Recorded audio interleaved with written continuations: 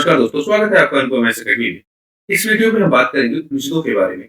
उपनिषद जो भारतीय दर्शन परंपरा का एक प्रमुख भाग है और भारतीय दर्शन के विषय में बहुत कुछ बताता है। इसके साथ ही उपनिषदों के विषय में हम देखेंगे कि ये भारतीय दर्शन में जो अन्य विचारधाराएं भी उपजेंगी, खास करके उत्तर वैदिक काल के बाद, उनमें इन उपनिषदों का प्रमुख रोल होगा और एक बेस का काम करेंगे उन विचारधाराओं के विकास के। ये टॉपिक हमारे लिए यूपीएससी में हिस्ट्री ऑप्शन के लिए बहुत इंपॉर्टेंट है और अगर आप जीएस का भी पेपर दे रहे हैं तो उसमें भी संभावना है कि ऐसे प्रश्न पूछे जा सकते। प्रश्न अगर हम देखें कि जिस तरह से प्रश्न पूछ रहा है आप उपनिषदों से संबंधित, आपको एक डिटेल इंफॉर्मेशन की जरूरत है उपनिषदों के विषय में, या फिर कहें कि कम से कम आप इतना तो जानिए कि उपनिषदों में लिखा क्या है, तब आप समझ पाएंगे कि जो बाद में धर्म विकसित, खास करके आप देखेंगे जो आपका जैन धर्म विकसित होगा, जो आपका बौद्ध धर्म विकसित होगा, उन सब के पीछे उपनिषदों का क्या योगदान। उसके साथ साथ जो अन्य दर्शन परंपराएं भी उपजेंगी या उत्पन्न होंगी, उन सब में भी आप उपनिषदों का योगदान देखेंगे या इनके सिद्धांतों का, इनके विचारों का चिंतन देखेंगे। यूपीएससी ने 2014 में हिस्ट्री ऑप्शन के फर्स्ट पेपर में आपसे प्रश्न पूछा कि उपनिषदों के सिद्धांत वैदिक चिंतन का निष्कर्ष प्रश्न आपको विवेचना करनी थी।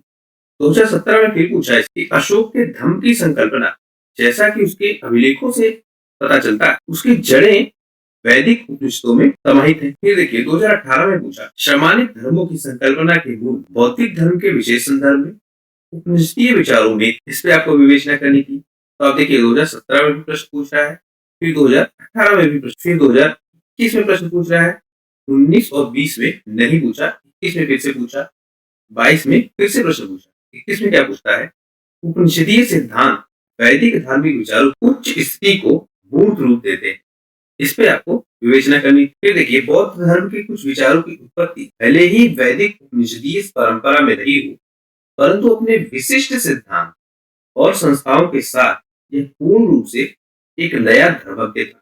विवेचना। अब यहाँ देखिए पहले प्रश्न में आपसे क्या पूछ रहा है कि उपनिषदों में जो चिंतन दिया गया है, वो चिंतन वैदिक धर्म से किस प्रकार से संबंधित है, या वेदों में जो चिंताएं दी गई या वेदों में जो विचार दिए गए हैं उससे किस प्रकार से कनेक्टेड है, ये हमको बताना। दूसरे प्रश्न में देखिए क्या कह रहा है कि अशोक के बारे में हमको उसके अभिलेखों से पता चलता है, और अशोक की जो नीति वो क्या है, धम्म की नीति। तो अशोक की जो धम्म की नीति उसके बारे में हमको अभिलेखों से पता चल रहा है, लेकिन जो उसकी जड़ें हैं वो वैदिक उपनिषदों में समाहित थी या वैदिक उपनिषदों के साहित्य में समाहित थी। तो अब इसमें भी कनेक्शन ढूंढा जा रहा है कि जो अशोक के अभिलेख है या जो अशोक की धम्म नीति, उसकी जड़ें वैदिक उपनिषदों से किस प्रकार से कनेक्टेड है, या वैदिक उपनिषदों की जो विचारधारा है वो अशोक की धम्म नीति से किस प्रकार से कनेक्ट हो रही है। फिर देखिए बौद्ध धर्म से आपको पूछ रहे हैं कि इसके विचार उपनिषदों से किस प्रकार से कनेक्ट हो रहे हैं, और इसी के साथ साथ जो अन्य धर्म भी उपजे उनमें भी उपनिषदों का क्या योगदान है या उनके विचारों का क्या योगदान। फिर देखिए उपनिषदीय सिद्धांत वैदिक धार्मिक विचारों, जो वेदों में धार्मिक विचार दिए गए उसकी सबसे अच्छी स्थिति को दिखाते हैं या उसको स्थापित करने का प्रयास करते हैं। तो हमको क्या जानना है, उपनिषदीय सिद्धांत क्या है। अगला प्रश्न देखिए कि बौद्ध धर्म में जो विचार है उनकी उत्पत्ति वैदिक उपनिषदीय परंपरा में रही है, मतलब बौद्ध धर्म का कनेक्शन स्टेब्लिश हो रहा है किससे, उपनिषदों से। दोनों में कनेक्शन है, तो जो विचार उत्पन्न हो रहे हैं वो उपनिषदों से उत्पन्न हो रहे हैं, कनेक्शन बन रहा है। पर बौद्ध धर्म की कुछ अपनी विशेषताएं भी हैं, उसको हमको एक्सप्लेन करना था। तो इस तरह से आप देख रहे हैं कि लगातार परीक्षाओं में उपनिषद एक हॉट टॉपिक बना हुआ है, इससे संबंधित प्रश्न बार बार आ रहे हैं। आपको भाषा बदल के थोड़ा सा निष्कर्ष रूप में सिर्फ इतना ही पूछ रहा है कि जो उपनिषद है उसके विचार क्या है, और वो विचार बाद में उपजी नई विचारधाराओं से किस प्रकार से कनेक्ट हो रहे हैं। तो हमको इसलिए उपनिषदों के बारे में जानना जरूरी है। हम देख लेते हैं कि उपनिषद है क्या। इनका संकलन हम देखेंगे लगभग 700 ईसा पूर्व और 300 ईसा पूर्व के बीच हुआ, और हमको 13 प्रमुख उपनिषद मिलते हैं और ये वेदों के रूप में हमको मिलते हैं। अब उपनिषदों के विषय में देखिए, हमने पिछले की वीडियो में देखा कि जो वैदिक परंपरा, वो वैदिक परंपरा रूढ़िवादी हो जाती, और जब वो रूढ़िवादी हो जाती उसमें बहुत सारी समस्याएं पैदा हो जाती, और ये समस्याएं समाज में शोषण को जन्म देती है। तो उपनिषद क्या करते हैं, जो वेदों में लिखी बातें उसको सामान्य जन तक पहुंचाते हैं। इस वेदों में देखो क्या लिखा है, और जो व्यवस्था हम आज अपना रहे हैं वो क्या हो गई। तो वेदों का जो चिंतन वाला पार्ट, या हम कहें वेदों के जो दर्शन वाला पार्ट, वो हमको उपनिषदों में देखने को मिलेगा। वेदों में देखिए कि आपकी मंत्र है, आपकी विधियां हैं, आपकी पूजा है, ये सब कुछ दिया गया है, लेकिन उसके पीछे जो दर्शन है उस दर्शन को कौन एक्सप्लेन करेगा, ये आपके उपनिषद। और इसकी रचना देखिए कब हो रही है, 700 ईसा पूर्व और 300 ईसा पूर्व के बाद।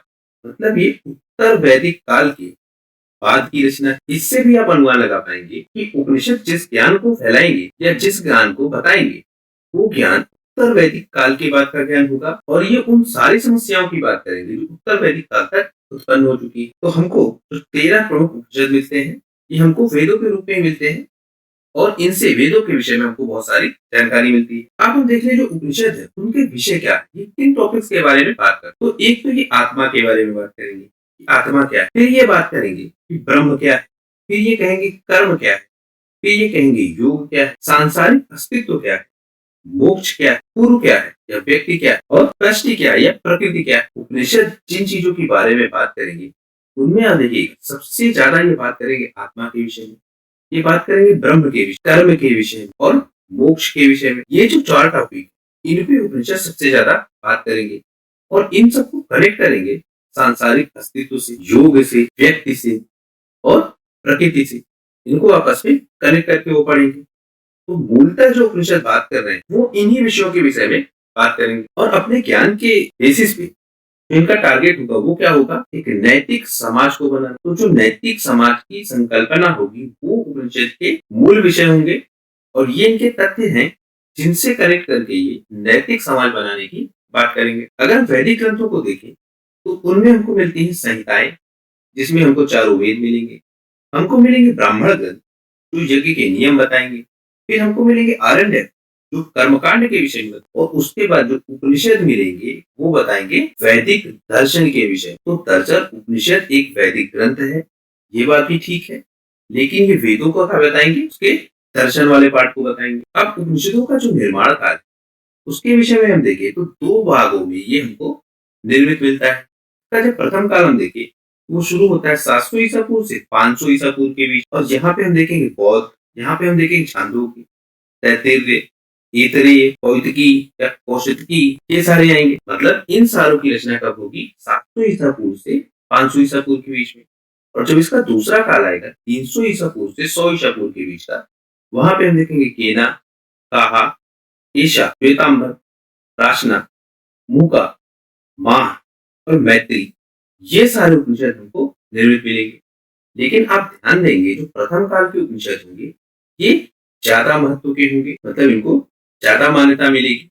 जो बाद के उपनिषद होंगे इसमें जो आपका मैत्री है इसको बहुत मान्यता मिलेगी। तो ओवरऑल में ज्यादा मान्यता प्रथम काल के उपनिषदों को, लेकिन जो दूसरा काल है उसमें भी हम देखेंगे उपनिषद महत्वपूर्ण होंगे और उनमें जो आपका मैत्री उपनिषद है इसको भी अच्छी खासी मान्यता मिलेगी। अगर हम उपनिषदों का सामूहिकरण देखें, उपनिषद किन टॉपिक्स के बारे में बात करें, तो ये बात करेंगे योग पे बात करेंगे, फिर ये बात करेंगे संन्यास या त्याग पे, फिर ये बात करेंगे शिव पे या शैव उपनिषद है, और ये बात करेंगे विष्णु। जब ये टॉपिक फोकस होंगे तब ये बात करेंगे इन चारों, और जब हम इनके विषय देखेंगे कि किन विषयों पे बात कर रहे हैं तब क्या होगा, वो इन विषयों पे बात करेंगे। या ध्यान रखिएगा 2 चीजें, एक वो किस विषय पे बात कर रहे हैं और दूसरा जब उसका हम सामूहिकरण कर रहे हैं, मतलब उनको हम किसी एक ग्रुप में रख रहे हैं, तो वो ग्रुप कौन सा है वो हमने जानने की कोशिश की। वो शिव की बातें करेंगे या शिव से संबंधित होंगे, वो विष्णु से संबंधित होंगे, वो योग से संबंधित होंगे, तो इन सबसे वो संबंधित होंगे। उपनिषदों के हमको कई अर्थ मिलते हैं। जो इसका पहला अर्थ मिलता है वो कहता है कि शिक्षक के पास बैठकर सीखना ही उपनिषद है। उपनिषद मतलब निकट आके बैठना, उसी को उपनिषद कहते हैं। और ये जो मानता है ये कहती है कि जो वैदिक धर्म के या वेदों के ज्ञाता है वो क्या करते थे, अपनी शिक्षा का प्रसार करते थे। कैसे, अपने शिष्यों के माध्यम से उन शिष्यों को ये ज्ञान देते थे, और वही ज्ञान क्या था, उपनिषद था, और बाद में इनका संकलन किया गया। लेकिन हमको एक और अर्थ भी मिलता है कि उपनिषद का अर्थ गुप्त शिक्षा के रूप में मिलता है, और इनको कहा जाता है गुहा आदेश या छिपा हुआ निर्देश, या इनको कहा जाता है पैरा गुहा या सर्वोच्च रहस्य। तो उपनिषदों के बारे में एक तो इनको ये कहते हैं कि ये शिक्षक के पास बैठकर सीखना है, फिर ये कहते हैं ये गुप्त शिक्षण है, ये सर्वोच्च रहस्य है, ये छिपा हुआ निर्देश है जो हमको वेदों से मिलता है। उपनिषद में हमको एक चीज और मिलेगी जिसको कहेंगे सत्य से सत्यम। सत्य से सत्यम का मतलब सत्य या वास्तविकता वो है जो सत्य प्रतीत होती है। हमको उपनिषदों की जो परिभाषा मिलेगी या जो ये एक्सप्लेन करने की कोशिश करेंगे उपनिषद है क्या। उनमें हमको 3 तरह की विचारधारा देखने को मिल रही है। कुछ कहेंगे कि ये गुप्त शिक्षण है, कुछ कहेंगे ये सर्वोच्च रहस्य है, और सर्वोच्च रहस्य किसका बताएंगे, वेदों का। ये कहेंगे आत्मा, ये कहेंगे ब्रह्मा, कि हम सर्वोच्च रहस्य के विषय में बात कर रहे हैं। यहाँ कहेंगे छिपा हुआ निर्देश, कि वेदों में जो बातें लिखी गई है या जो ईश्वर ने हमको निर्देश दिया है, वो निर्देश क्या है वो बताएंगे कौन, उपनिषद। और सामान्य में क्या कहेंगे, ये शिक्षक के पास बैठकर सीखना है। फिर उपनिषद कहेंगे कि सत्य से सत्यम, सत्य या वास्तविकता वह है जो सत्य प्रतीत होती है। तो सत्य क्या है उसकी ये बात करेंगे। तो इस तरह उपनिषद कई सारे टॉपिक्स को काउंटर करेंगे, कई सारे विषयों पे बात करेंगे, और इसके बारे में जो लोग परिभाषाएं देंगे वो अलग अलग देंगे। तो यहाँ से जो हम सीख पा रहे हैं कि एक तो उपनिषदों को सिखाया गया, मतलब इनमें गुरु शिष्य परंपरा रही होगी, उसके तहत इसको सिखाया गया। एक बात ये हो गई। जो आपकी दूसरी बात होगी वो है कि ये शिक्षण है, और शिक्षण में भी ये गुप्त शिक्षण है, और गुप्त शिक्षण के साथ साथ ये क्या कह रहा है, सर्वोच्च रहस्य या सर्वोच्च लक्ष्य की बात कर रहा है, कि वेदों का जो सर्वोच्च लक्ष्य है वो क्या है। तीसरा ये ढूंढना चाह रहा है क्या, कि सत्य क्या है। तो पहला ये क्या कह रहा है, गुरु शिष्य परंपरा है, और उस परंपरा के तहत शिक्षा का ट्रांसफर हो रहा है। फिर ये कह रहा है ये शिक्षण है और ये गुप्त है, और ये सर्वोच्च लक्ष्य की बात करेगा। फिर कहेंगे ये सत्य की खोज करने वाला ग्रंथ। इस तरह से हमको उपनिषदों के विषय में पता लगता है ये ग्रंथ कैसे हैं। उपनिषदों में जो हमको प्रमुख ज्ञान मिलेगा वो क्या मिलेगा, जीवन और मृत्यु के चक्र से हम मुक्ति कैसे पा सकते। और जब हम देखेंगे कि जो आपका बृहदारण्यक उपनिषद है, जो आपका छांदोग्य उपनिषद है, ये सबसे हमको प्रमुख उपनिषद मिलेंगे। और उसके साथ साथ उपनिषद और आरण्यक ये दोनों एक ही प्रकार की विषय वस्तु की चर्चा करेंगे। इसीलिए हम पाएंगे कि कई बार इनमें जो अंतर है उसको ढूंढ पाना हमारे लिए काफी कठिन हो जाता है। तो उपनिषद किसकी बात कर रहे हैं, जीवन और मृत्यु की बात कर रहे हैं, और जो मृत्यु के चक्र या जीवन और मृत्यु का जो चक्र है उस चक्र से कोई व्यक्ति मुक्त कैसे हो सकता है उसकी ये बात करेंगे, अर्थात ये मोक्ष की बात करेंगे। इसके जो हमको दो आधारभूत विषय मिलेंगे, एक ये आत्मा की बात करेंगे क्योंकि ये मोक्ष की बात कर रहे हैं, और ये पुनर्जन्म को मानेंगे, और जब पुनर्जन्म को मानेंगे तो ये आत्मा को भी मानेंगे। ये आत्मा वाला टॉपिक आप याद रखिएगा, जब आप जैन पढ़ेंगे, जब आप बौद्ध पढ़ेंगे, वहां आपको ये काम आएगा। इन दोनों की विचारधाराओं में हमको कहीं ना कहीं मोक्ष दिखेगा। यही हम देख रहे हैं कि ऋग्वेद में आत्मा का उल्लेख है, किंतु आत्मा का उल्लेख हमको ऋग्वेद में भी नहीं मिलता है। और जब हम केन उपनिषद देखते हैं तो ये कहता है कि ब्रह्मा कौन है ये कोई समझ ही नहीं सकता, और जो लोग ये मानते हैं कि उन्होंने ब्रह्मा को समझ लिया है वो अज्ञानी है। मतलब ब्रह्मा को समझा ही नहीं जा सकता, या ब्रह्म को समझा ही नहीं जा सकता है। तो अब देखिए ये बात किसकी कर रहे हैं, आत्म की बात कर रहे हैं या आत्मा की बात कर रहे हैं, प्लस ये ब्रह्म की बात कर रहे हैं। इन्हीं में आप देखेंगे जब बात के दर्शन में कि आत्मा और ब्रह्म एक है या अलग, इन पे भी खूब विचार होगा कि ब्रह्म कौन है, आत्मा कौन है, क्या दोनों एक है, क्या दोनों अलग है। इस पे खूब सारा द्वंद्व होगा। लेकिन जो मूल बात ये करेंगे कि आत्मा क्या है, ब्रह्म क्या है, जीवन मृत्यु के चक्र से हम मुक्त कैसे हो सकते हैं, इन सारी चीजों की ये लोग बात करेंगे। आत्मज्ञान की शिक्षाओं में अगर हम देखें जो छांदोग्य उपनिषद से हमको प्रकट होती है, तो इसमें एक कथा का वर्णन है, इससे हम समझ पाएंगे कि किस तरह की शिक्षा उपनिषद समाज को देना चाहते हैं। इसमें कथा है ब्राह्मण उद्दालक अरुणी, और वो अपने पुत्र श्वेता केतु को निर्देश देते हैं। उनके बीच में ये कथा है। ये कहते हैं देखो संसार में कोई भी चीज अगर बनी, कोई भी पदार्थ, तो वो किसी भौतिक वस्तु से बनी। जैसे कोई अगर मिट्टी से चीज बनी तो मिट्टी एक मूल पदार्थ के रूप में उपयोग हुआ है। और अगर हम ये जान जाएं कि मिट्टी क्या है तो हम इस मिट्टी से बनी चीज के विषय में जान सकते हैं। इसी प्रकार ये कहते हैं कि अगर तांबे से बना आभूषण और हम तांबे को जान जाएं तो हम ये जान जाएंगे कि आभूषण क्या है। लोहे से बनी कोई चीज अगर हम लोहे को जान जाएं कि लोहा क्या है तो हम उस चीज के विषय में जान जाएंगे। इसी तरह से ये कहते कहते कहेंगे देखो मानव शरीर है, और मानव शरीर किससे बना है, आत्मा से। तो अगर हम आत्मा को जान जाएंगे तब हम जाके किसको जान जाएंगे, मानव शरीर। ये थोड़ा सा डीप टॉपिक होगा, आप थोड़ा सा ध्यान देके समझेंगे क्योंकि ये दर्शन का पार्ट। वैसे ये टॉपिक इतना बड़ा है कि इसको कई घंटों पढ़ाया जा सकता है, लेकिन बहुत शॉर्ट में हमको समझना है कि किस तरह की बातें करेंगे और इनके विचार किस तरह से रिफ्लेक्ट होंगे अदर फिलोसफीज में या अदर वैचारिक दर्शन में। उपनिषदों में हम देखेंगे आत्मा की हमको बहुत सारी व्याख्या मिलेगी। और बृहदारण्यक उपनिषद कहेगा कि आत्मा कौन है? जो सब कुछ देखता है पर उसे देखा नहीं जा सकता, जो सब कुछ सुनता है पर उसको सुना नहीं जा सकता, जो सब कुछ समझता है पर उसको समझा नहीं जा सकता, जो सब कुछ जानता है उसे जाना नहीं जा सकता। आत्मा है क्या? उसको समझ पाना ही बहुत मुश्किल है, उसको जाना ही नहीं जा सकता। ये कौन कह रहा है? बृहदारण्यक उपनिषद। याज्ञवल्क्य को अगर हम देखें, जो बौद्ध उपनिषदों में प्रमुख शिक्षक है, उन्होंने आत्मन को या आत्मा को जीवनदायिनी सार के रूप में प्रस्तुत किया है। ऐतरेय उपनिषद को देखें तो ये आत्मन को एक निर्माता देवता के रूप में प्रस्तुत करता है। दरअसल ये लोग आत्मा पे ही बहुत सारे विचार रखते हैं, अलग अलग विचार रखते हैं। इन विचारों में सबसे सही कौन है, इस पे आज भी द्वंद्व है। मतलब किस विचार को सबसे सही माना जाए, उस पे आज भी द्वंद्व है, उस पे आज भी लोग अपने विचार रखते हैं, अपने तर्क रखते हैं। सत्य क्या है ये किसी को नहीं पता, लेकिन तर्क अपने अपने सब तरफ से आते हैं। फिर एक शब्द मिलेगा आपको, माया। माया के विषय में कहा जाता है कि ये वो चीज है जिससे ब्रह्म को नहीं समझा जा सकता। मतलब किसी व्यक्ति में यदि माया का वास, लालसा का वास हो गया तो वो क्या करेगा? ब्रह्म से उसकी दूरी बना देगा, अर्थात वो ब्रह्म को जान ही नहीं सकता यदि किसी व्यक्ति में माया। और फिर ये कहेगा कि माया को ईश्वर ने ही बनाया। हर व्यक्ति माया के मुंह में फंसा है या माया जाल में फंसा है, ये ईश्वर की ही देन है।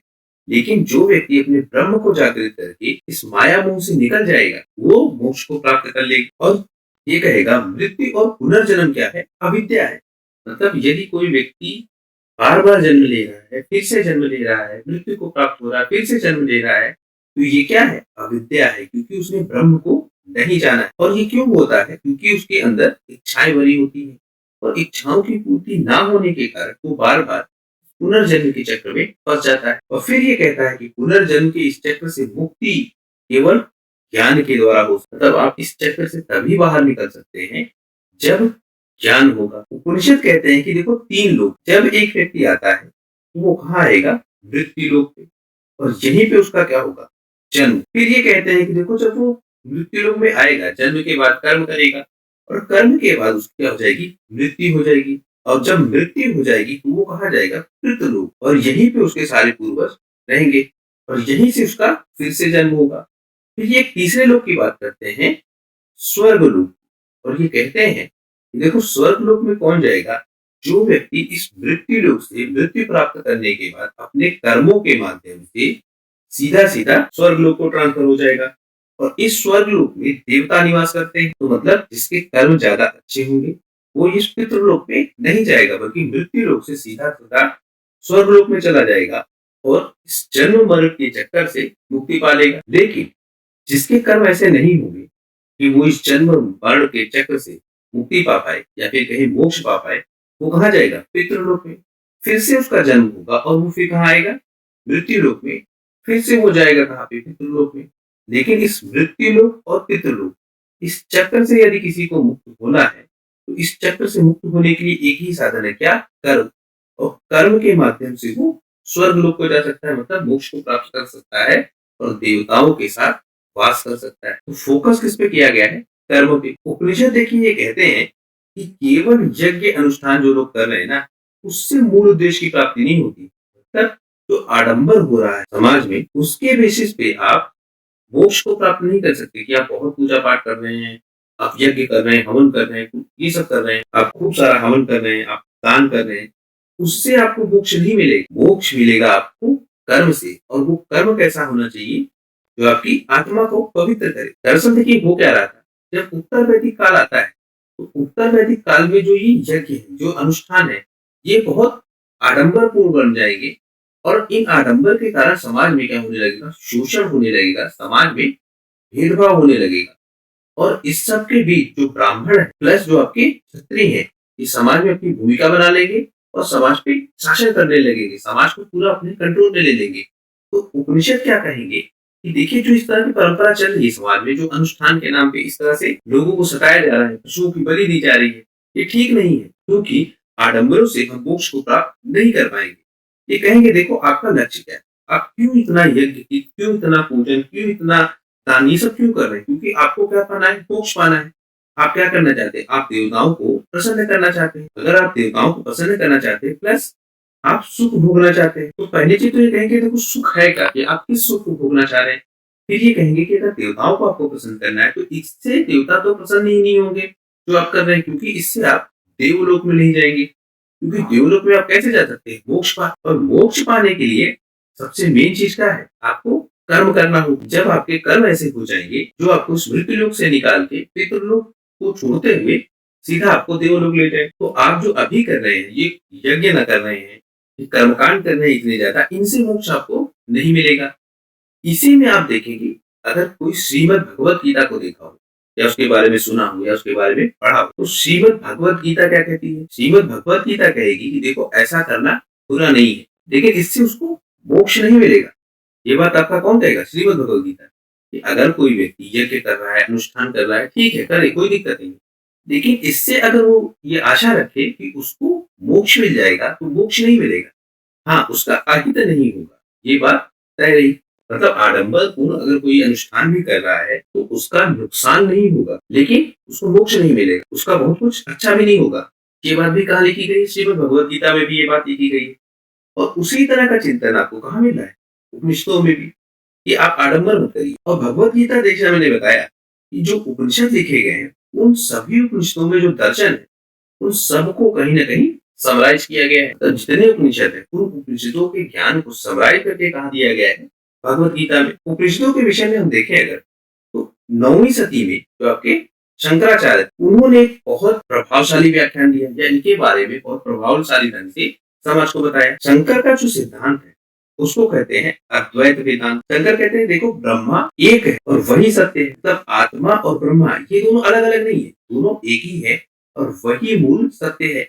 तो हमको क्या करना है, आत्मा को कनेक्ट कराना है, किससे, ब्रह्म से। तो अगर आत्मा और ब्रह्म आपस में कनेक्ट हो जाते हैं, तभी जाके हम मोक्ष पा पाएंगे। उपनिषदों में हम देखेंगे कि जैसे हमने बताया, ये यज्ञवल्ली उसका विरोध करेंगे, जो आपकी ब्राह्मणवादी परंपरा है उसका विरोध करेंगे। यहाँ तक आप देखिए, जो आपका बृहदारण्यक उपनिषद है, ये कहता है कि यज्ञ करने से लोग पितृलोक में जाते हैं, लेकिन ज्ञान प्राप्ति के बाद ही देवलोक जा सकते हैं। मतलब मोक्ष कब मिलेगा, ज्ञान के बाद। यज्ञ करने से आप कहाँ जाएंगे, पितृलोक। और यही आप देख रहे हैं कि छांदोग्य उपनिषद क्या कह रहा है, ब्राह्मणों की खाती नहीं थी क्या ज्ञान, मतलब ज्ञान पे सिर्फ ब्राह्मणों का अधिकार है, ये सत्य नहीं है। क्योंकि वो कह रहा था अब शिक्षा पे अधिकार किसका हो गया, ब्राह्मण का, जो उत्तर वैदिक समाज की व्यवस्था बनी, प्लस क्षत्रिय का, प्लस वैश्य का। और ये शिक्षा देने का अधिकार किसके पास था, ब्राह्मणों के पास। शासन का अधिकार क्षत्रिय के पास, वैश्य के पास व्यवसाय का अधिकार।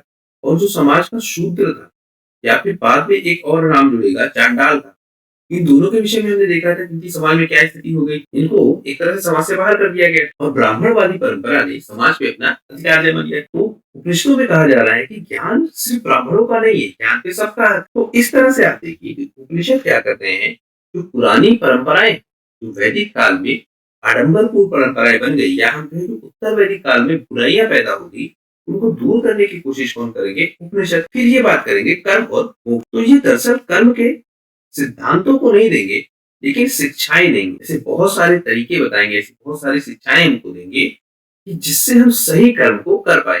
कोई ठोस सिद्धांत हमको नहीं देंगे, लेकिन हमको शिक्षाएं देंगे कि हम क्या क्या कर सकते हैं जिससे हम कर्म को अच्छा कर पाए। और इस कर्म के माध्यम से ही अच्छा होने से हम क्या करेंगे, मोक्ष को प्राप्त कर लेंगे। याज्ञवल्क्य से जब पूछा जाता है कि मृत्यु के बाद किसी व्यक्ति के साथ क्या होता है, वो आप बताइए। तो वो कहते हैं कि यदि एक अच्छा व्यक्ति और उसके कर्म अच्छे हैं, तो मृत्यु के बाद भी उसके साथ अच्छा होगा।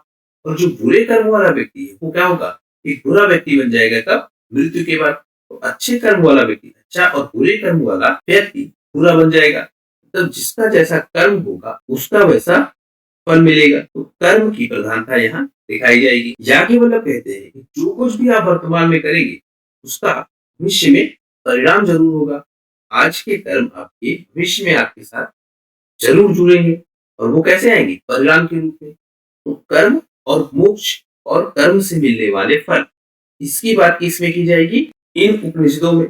यही चीज आप देखेंगे जब आप गीता को देखेंगे या श्रीमद् भगवत गीता देखेंगे, तो उसमें भी यही मिलेगा। कर्म को उसमें प्रधान माना जाएगा और कर्म सिद्धांत की वहां बहुत चर्चा की जाएगी। इसी कर्म सिद्धांत पे गीता में देखेंगे आप, यहाँ पे स्पष्ट सिद्धांत मिलेंगे। तो कर्म के सिद्धांत मिलेंगे कहाँ आपको, गीता में।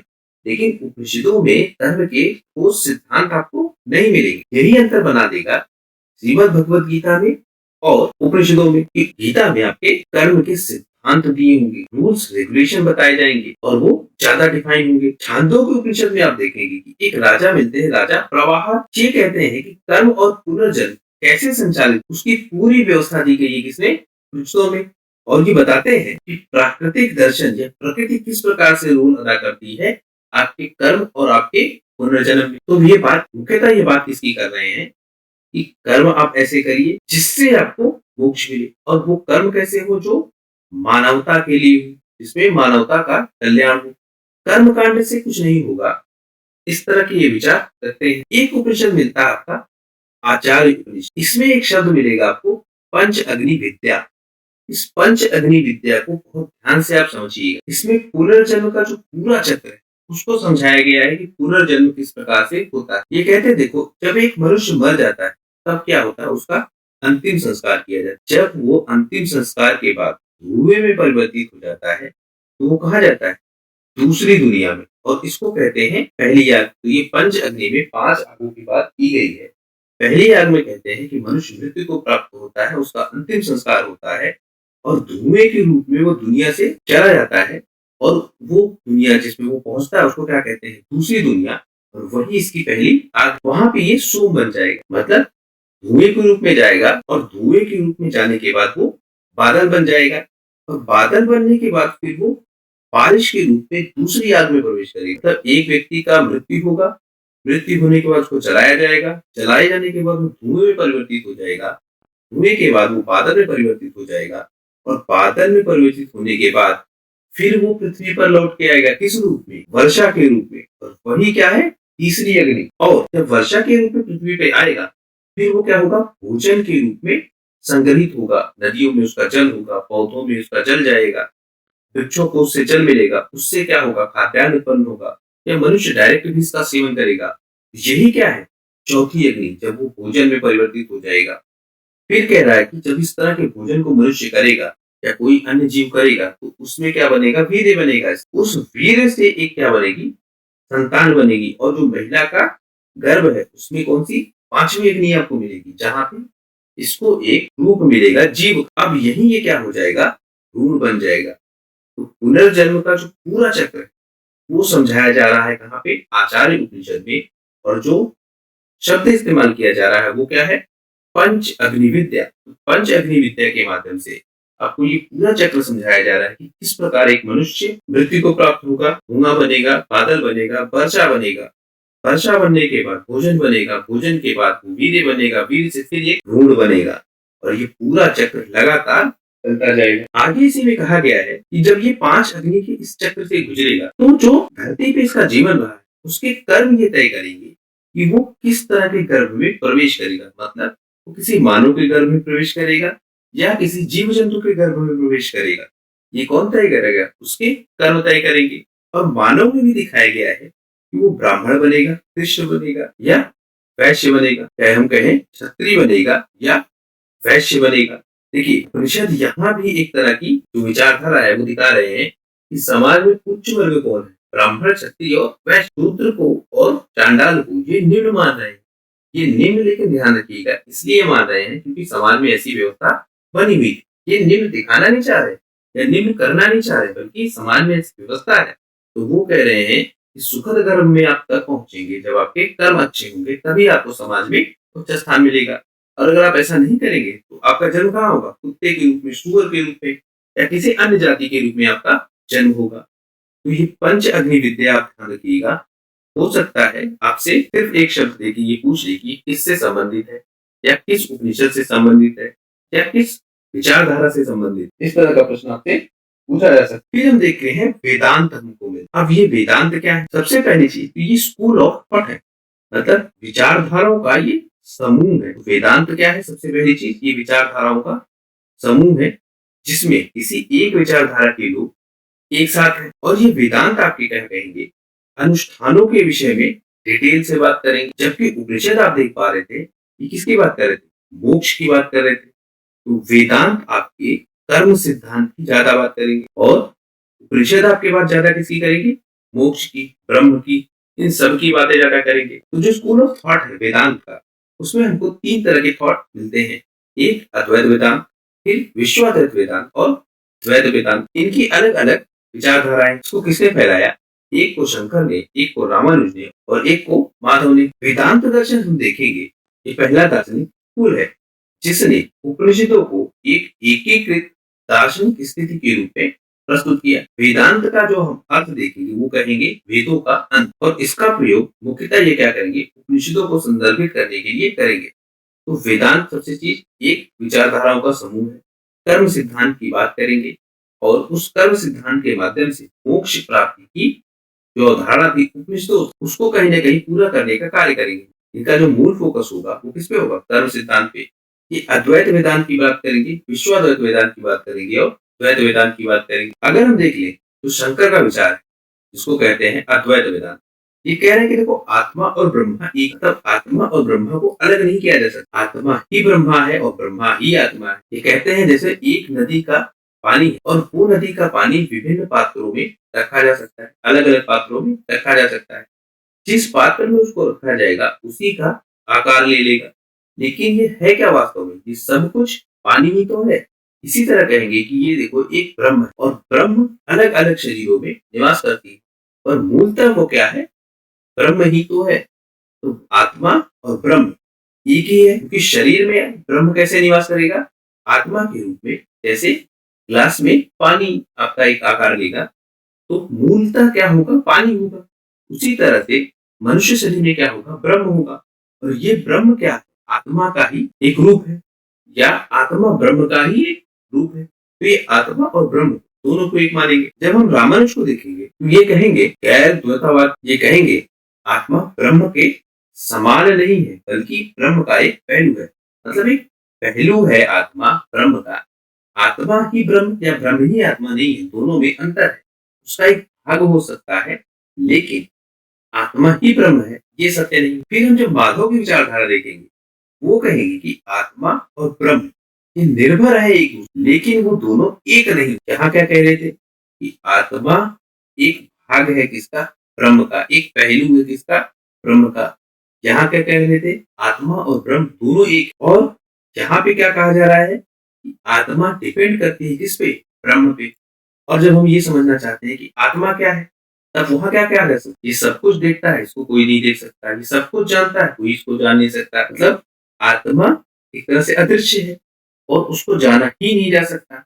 इस तरह के विचार मिल रही थी। ब्रह्म के विषय में क्या मिल रहा था कि ब्रह्म हमारे अंदर है और उसको हम जान तो सकते हैं पर उसको हम देख नहीं सकते। उसको हम महसूस तो कर सकते हैं पर हम समझ नहीं सकते। तो इस तरह की बातें किसके बारे में की जाएगी? ब्रह्म के विषय में। स्कूल ऑफ थॉट में, वेदांत स्कूल ऑफ थॉट में हमको जो पार्ट मिल रहे हैं जिसमें द्वैत वेदांत, अद्वैत वेदांत, गैर द्वैतावत वेदांत, ये सब किसकी बात करेंगे? आत्मा की और ब्रह्म की।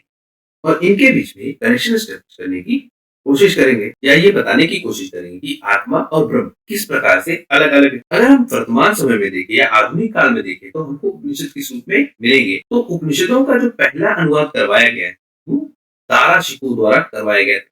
ये बहुत इंपॉर्टेंट फैक्ट है, इसको आप ध्यान में रखिए कि उपनिषदों का पहला गैर भारतीय भाषाओं में, मतलब भारतीय भाषाओं के अलावा किसी और भाषा में जिसने सबसे पहले अनुवाद कराया वो कौन? तारा शिको। और इसका जो अनुवाद उसका नाम था सिर ए अकबर, या महान रहस्य के नाम से इसने अनुवाद करवाया।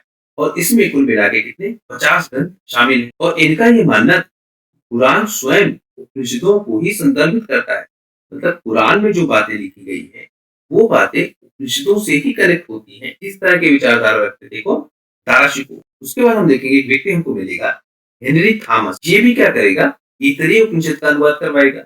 फिर हम देखेंगे राम मोहन राय या राजा राम मोहन राय।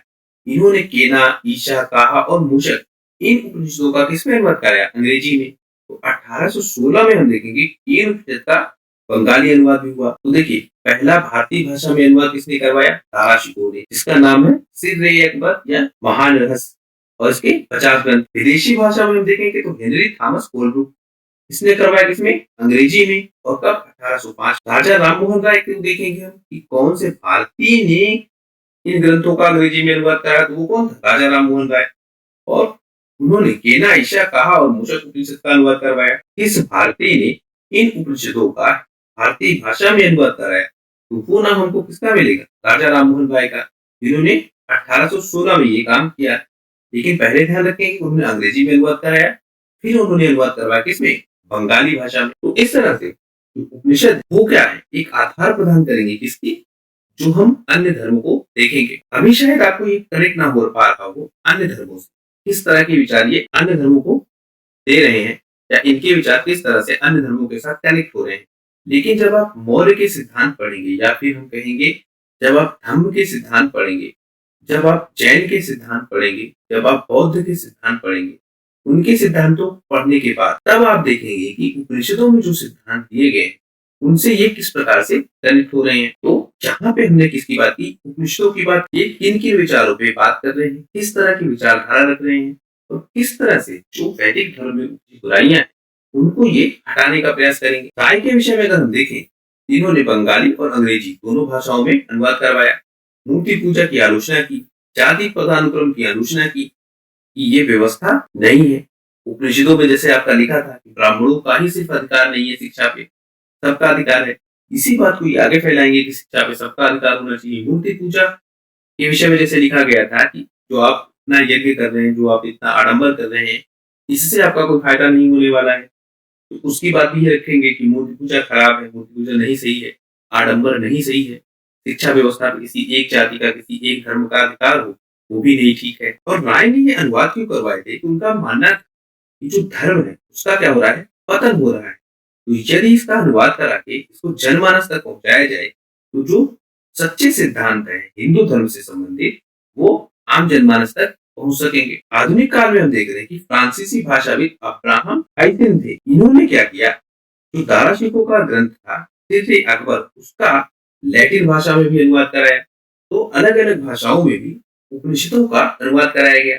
एक हमको और चिंतक मिलेगा जिसका नाम है शोपेनहावर। शोपेनहावर के विषय में आप देखिए, तो उसने अपने जीवन में 3 प्रमुख प्रभाव माने थे, मतलब जिन पे वो काम कर रहा था उनमें उसने 3 चीजों को रखा था। एक आपका उपनिषद, फिर आपका प्लेटो, और तीसरा आपका कांट या कांत।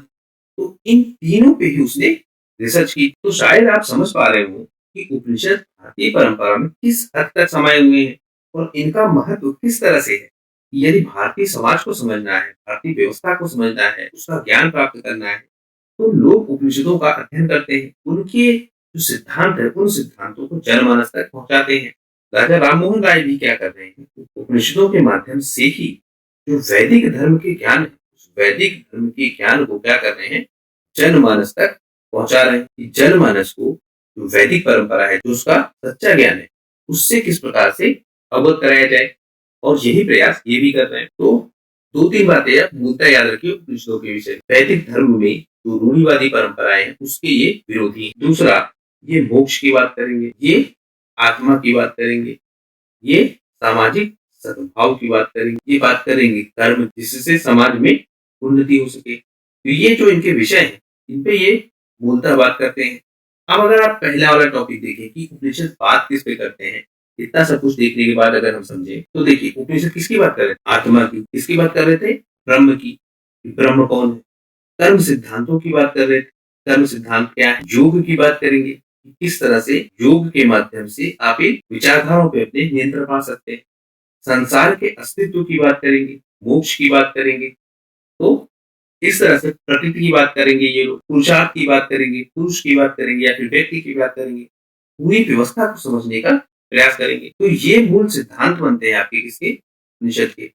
आशा करता हूँ मैंने बहुत सरल भाषा में और बहुत संक्षेप में उपनिषदों को समझाने का प्रयास किया है, और आपको शायद ये समझ में भी आया हो। यदि आपको ये वीडियो पसंद आया हो तो लाइक कीजिए इस वीडियो को, इस चैनल को आप सब्सक्राइब कीजिए, और अपने दोस्तों के साथ शेयर कीजिए इस चैनल को, इस वीडियो, जिससे हम इस डीप लेवल के कॉन्सेप्ट को लोगों तक पहुंचा सकें। क्योंकि यदि आपने प्रश्न देखे जो पूछ रहा है यूपीएससी, लगातार आपसे पूछ रहा है, उस लेवल के प्रश्नों को अगर आपको सॉल्व करना है, तो इस तरह से, जिस तरह से डीप में जाके हम पढ़ रहे हैं, या डीप में जाके समझने की कोशिश कर रहे हैं सब्जेक्ट को, उस डीप में ही जाके आपको समझना होगा, तभी जाके आप मेंस में आंसर लिख पाएंगे। नहीं तो मेंस में आपके सामने प्रश्न आएगा और आपको समझ में नहीं आएगा कि इसको लिखना किस प्रकार। तो आशा करता हूँ ये आपकी तैयारी में कुछ सहायक सिद्ध होगा और आपको लाभ पहुंचाएगा आपकी आने वाली परीक्षाओं में। इस चैनल से जुड़ने के लिए आपका बहुत बहुत धन्यवाद। आपका दिन शुभ। इस चैनल से जुड़ने के लिए आपका बहुत बहुत धन्यवाद। आपका दिन शुभ।